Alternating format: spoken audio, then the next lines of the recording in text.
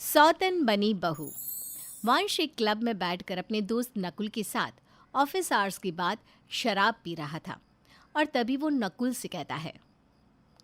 अब क्या बताऊँ यार तुझे नकुल। मेरी तो लाइफ मानो जैसे बोरिंग सी हो गई है। रोज़ काम पे जाओ और फिर घर आओ, बच्चों के साथ थोड़ा टाइम बिताओ और सो जाओ। सच कहूँ तो अब मैं निमृत से भी ना बोर हो गया हूँ। शादी की स्टार्टिंग में सब ठीक था, लेकिन अब सब कुछ मानो किसी घिसे पिटे साबुन की तरह हो गया है। Full on boring. इसलिए मैं तो शादी ही नहीं करने वाला। और ऐसे तुम सब दोस्तों के मुंह से ये सारी बातें सुनकर ना और भी डर लगता है शादी जैसे शब्द से। वंश और निमृत के दो बच्चे होते हैं। 7th क्लास में पढ़ने वाला बेटा चीरू और 8th क्लास में पढ़ने वाली बेटी तारा। घर पे माँ सुरेखा होती हैं।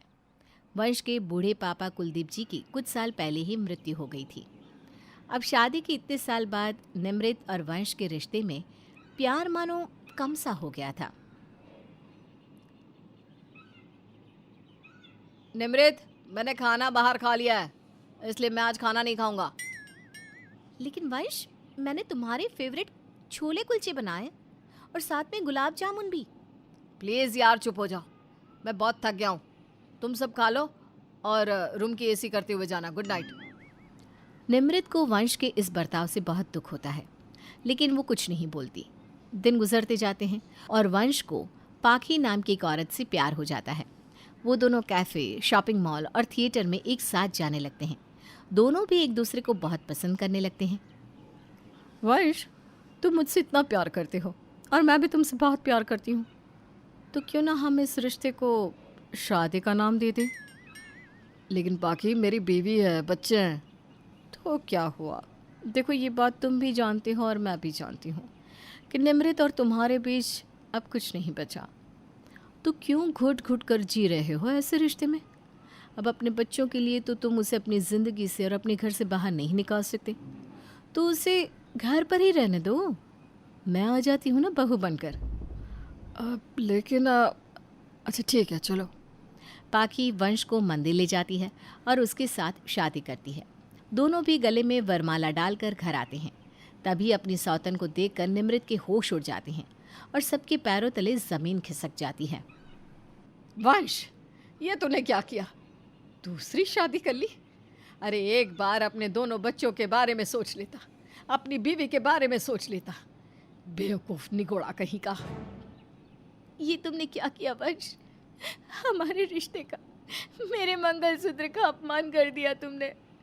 बहुत गलत किया तुमने वंश।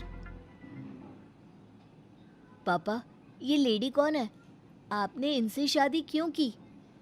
पापा, आपने हमें हर्ट किया है। ये आपने अच्छा नहीं किया पापा।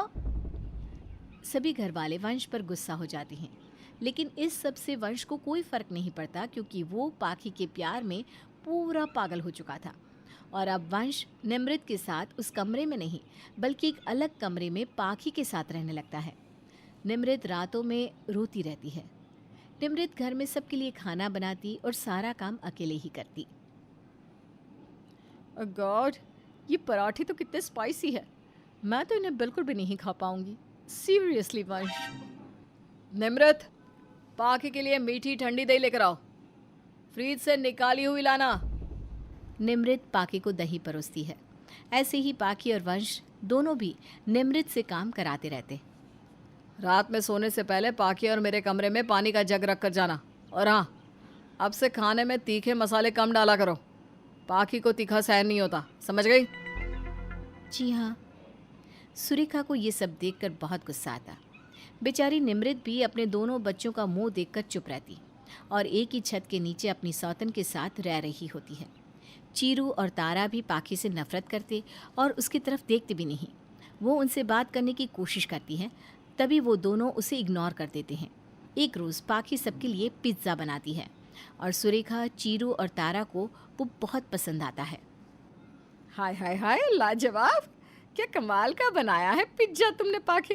वाकई में आज तक किसी के हाथ में ना इतना स्वाद नहीं देखा। अगर तुम ये पिज्जा ही इतना अच्छा बना सकती हो तो फिर बाकी का खाना भी कितना अच्छे से बना लोगी ना पाखी बहू। सौतन पाखी को बहू, ये शब्द सुनकर बहुत अच्छा लगता है। बहू?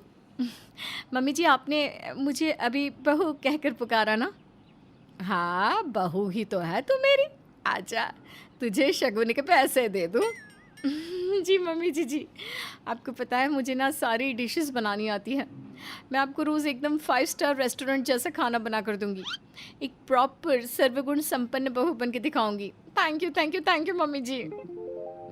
ये ले, ये शगुन रख, 1 रुपया। 1 रुपए का सिक्का देखकर पाखी के चेहरे की मुस्कान गायब होकर उसका चेहरा मुरझाए हुए फूल की तरह हो जाता है। सिर्फ 1 रुपया? हाँ बहू, ये शगुन का सिक्का है, इसे संभाल कर सहज कर रखना। मम्मी, बहुत अच्छा पिज़्ज़ा बनाया है। मम्मी, क्या हम आपको हग कर सकते हैं? मम्मी? तुम दोनों ने मुझे मम्मी कहा? ओह माय गॉड, आज का दिन मेरी लाइफ का सबसे बेस्ट दिन है। आओ बच्चों। चीरू और तारा पाखी के गले लगते हैं। अपनी माँ और बच्चों ने पाखी को अपना लिया, ये देखकर वंश बहुत खुश हो जाता है।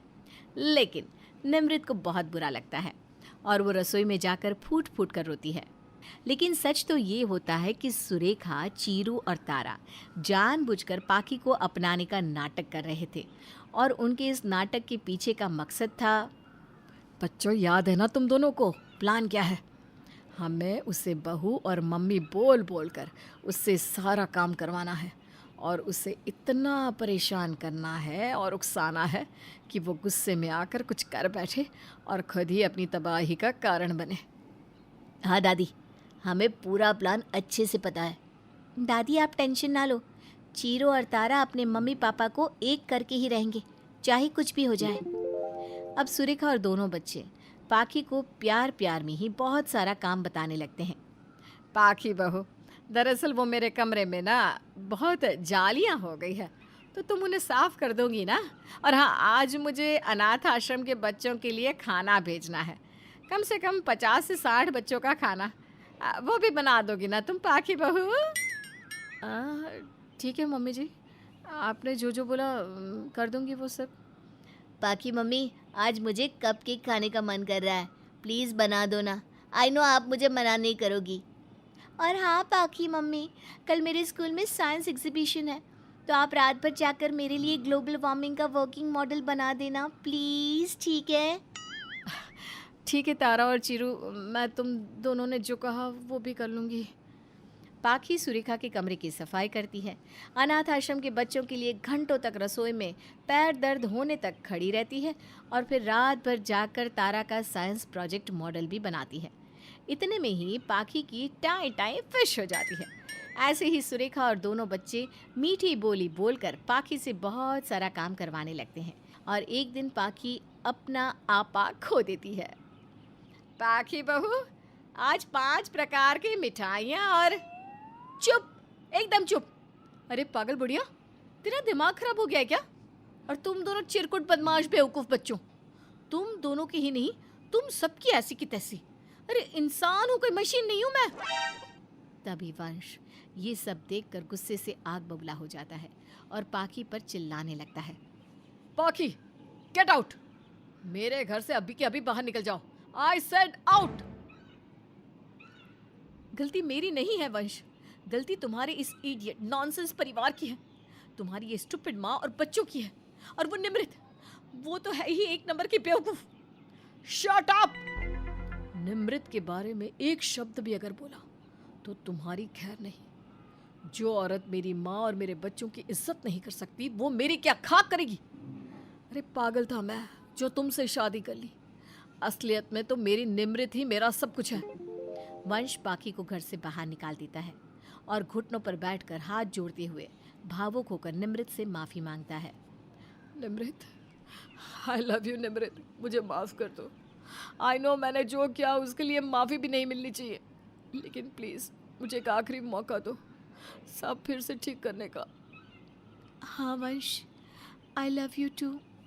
निमृत वंश को माफ़ कर देती है और पूरा परिवार फिर से एक हो जाता है।